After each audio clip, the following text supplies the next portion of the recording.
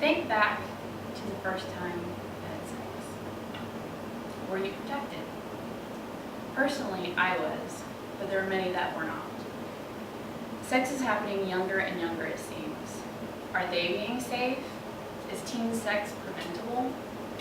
No. It's not something that we can stop. Let's not be naive about this. Most sex education classes in school are teaching abstinence in hopes of scaring our youth into waiting. Abstinence is a great strategy, but it's not realistic 100% of the time. The strategy alone will not work for all of our young adults.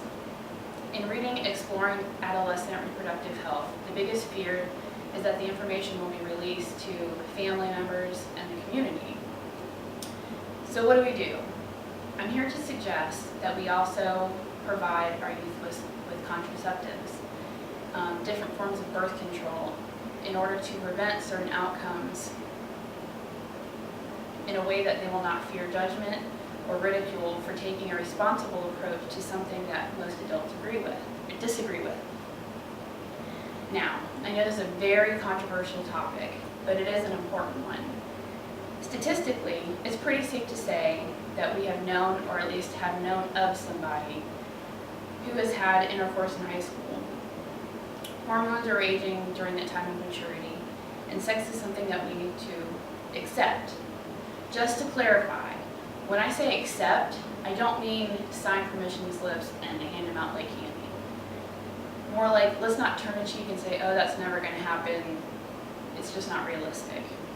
I'm sure many of us have even known somebody who's contracted sexually transmitted disease, or someone who was pregnant in high school. According to the report of global AIDS epidemic, today's youth generation is the largest in our history. Nearly half of the global population is less than 25 years old. These items, in addition to high school, just add more stress to the list of pressures at this time in their lives. Let's not forget about the stresses of finding a job, moving out of the house, applying to colleges or universities.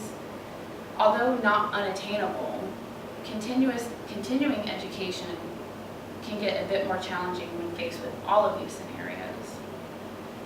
We teach our youth right from wrong, what is good and what is bad.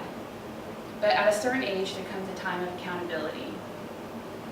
When our youth become young adults, we need to treat them with the respect that we treat other adults with. We need to provide all of the information up front and the tools to enable them to make educated decisions and be accountable and take responsibility for their actions. Abstinence is an unrealistic, extremist answer in a world that has too many variables to call for a single solitary solution. Thank you.